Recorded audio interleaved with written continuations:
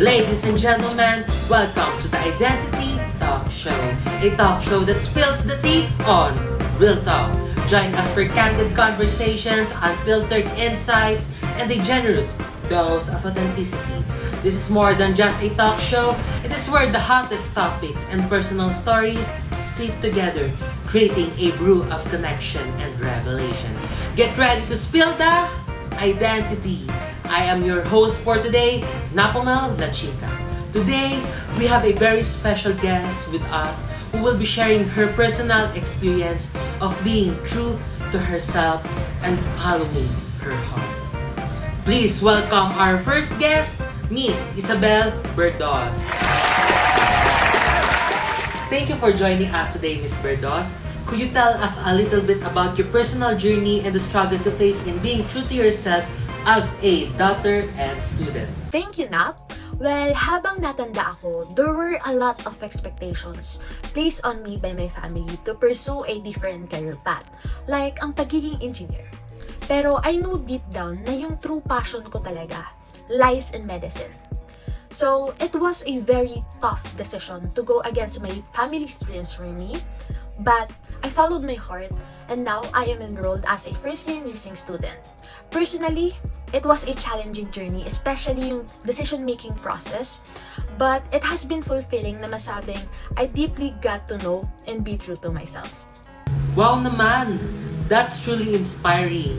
Another question is, how has being true to yourself help you attain a meaningful life? Being true to myself has been essential. Unang-una for my personal growth, second is for the sense of fulfillment, and third is for my emotional well-being. So sa pag-acknowledge and pag-express ko ng totoo kong thoughts, feelings, and desires, I've been able to live a life na naka-align sa values na pininiwalaan ko.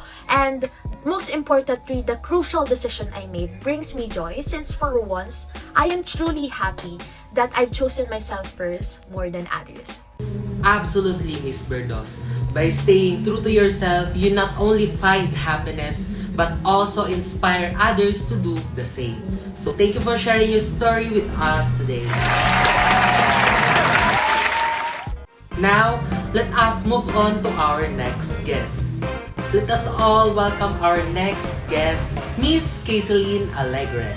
So you have chosen the hashtag dignity.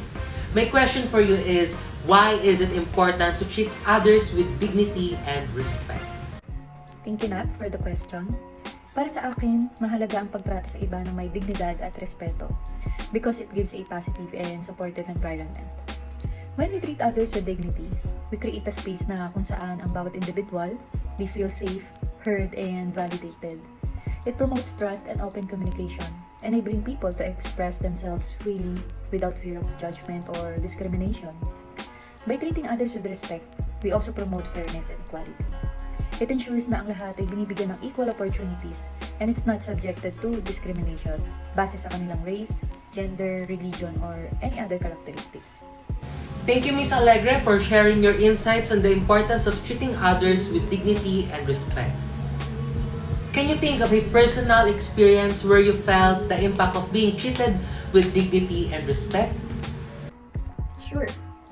One personal experience when I had a misunderstanding with a close friend, and initially, it seems like our friendship might be at risk. However, sa halip na magalit kami or magsisihan, pareho kami nagbigay ng oras upang magkaroon kami ng open and honest conversation. Nakinig kami sa mga perspective ng isa't isa without interrupting or getting defensive. This allowed us na magkaroon ng mas malalim na pag-unawa sa feelings at intention ng bawat isa.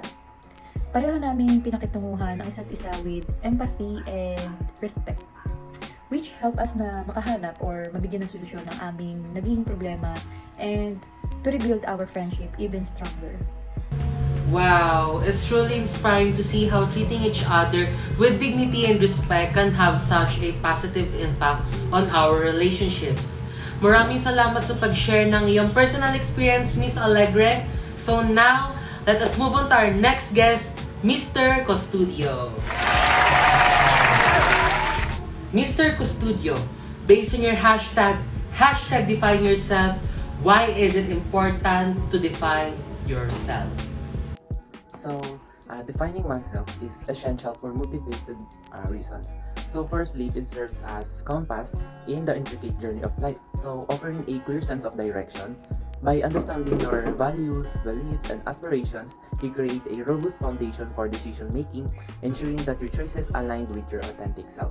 Secondly, self-definition establishes boundaries, enabling you to navigate relationships and situations with authenticity. So this boundary setting is so vital for maintaining a healthy balance between individual needs and external expectations. So it fosters genuine connections by attracting those who appreciate you for who you truly are. Lastly, the process of self-definition is an empowering tool for personal growth. Recognizing your strengths and weaknesses allows for strategic leverage of capabilities and targeted improvement where necessary. Thank you for sharing a candid insight with us, Mr. Custudio. Let us all remember this hashtag and quote, empower your essence, embrace your journey, hashtag define yourself with wisdom and self-discovery. I hope this compelling hashtag/code remind us to know ourselves better and discover more interesting capabilities within ourselves. In the flow of our meaningful conversation, we're introducing a new guest, Miss Angel Fahela, bringing a unique perspective encapsulated in their personal hashtag unique essence. Pwede mo bang ibahagi ang inspirasyon dito at ang koneksyon nito sa values ng Filipino Christian living? Certainly. Unique essence para sa akin is all about embracing our individuality in alignment with the teachings of Filipino Christian living. It's about recognizing and celebrating our distinctive qualities as a testament to intentional design by a higher power. Wow! What a profound insight! Can you share your personal experience na nagbigay ng daan sa pagbuo ng hashtag unique essence? Yes, of course. Societal and community expectations prompted me to contemplate how often we forget our unique qualities in the pursuit of fitting into a collective. But in that moment, unique essence was born. Isang paalala na dapat nating ipagdiwang ang mga bagay na nagpapahayag sa ating pagiging unique. Admirable! If someone wish to embrace their unique essence, anong advice ang ibibigay mo? I would suggest commencing with introspection. Break free from societal expectations and also live a life that mirrors the teachings of Christ. It's not just about being true to yourself, it's also about contributing to community infused with Christian values and appreciation for the unique beauty of each individual. Such an insightful advice. Salamat, Miss Angel, for sharing your inspiring journey and the significance behind the hashtag unique essence. For our last but not the least guest, everyone, please welcome Miss Chelsea Opong. Ang kanyang napiling hashtag ay hashtag reputation. Maaari ninyo po bang i-explain kung bakit ito po ang iyong napiling hashtag at ano ang ibig sabihin nito para sa inyo? Hello everyone, thank you for having me. Regarding my hashtag, there wasn't any particular reason I chose this word, but at the time I just thought that everyone around me had this particular reputation, especially in their professional and personal lives, and it just made me feel sort of pressured to have a decent reputation on myself. I would define reputation as something to how people view you. It is the energy you give off to the others around you, and as well as how others will interpret it. One's reputation can either be good or bad depending on how people take it, which can be good, bad, harsh, or pleasant. It just depends on how you on who you talk to and how others take to your personality and your accomplishment. Ngayong nabigyan nyo na ng kahulugan kung ano ang ibig sabihin ng hashtag reputation sa inyo, ano sa tingin mo ang iyong reputasyon sa mga mata ng ibang tao? I think my reputation will vary depending on who you ask.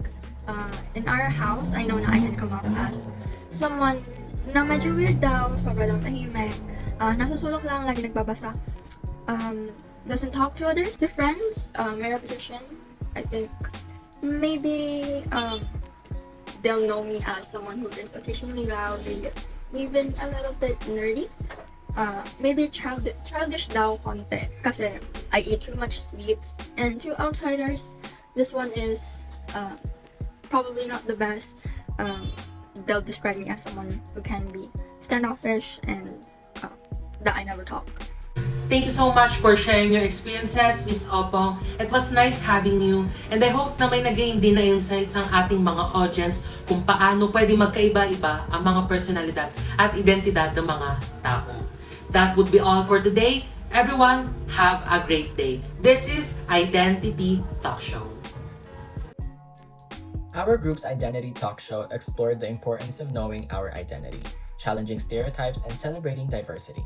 Motivated by the subject Perpetual Identity and Dignity, we invited 5 guests to discuss their personal hashtags such as hashtag true to myself and hashtag define yourself. Through their stories, we aim to shed light on the complexities of the human condition. Overall, we aim to create a safe and inclusive space for our guests to share and inspire others to embrace their identities while respecting others.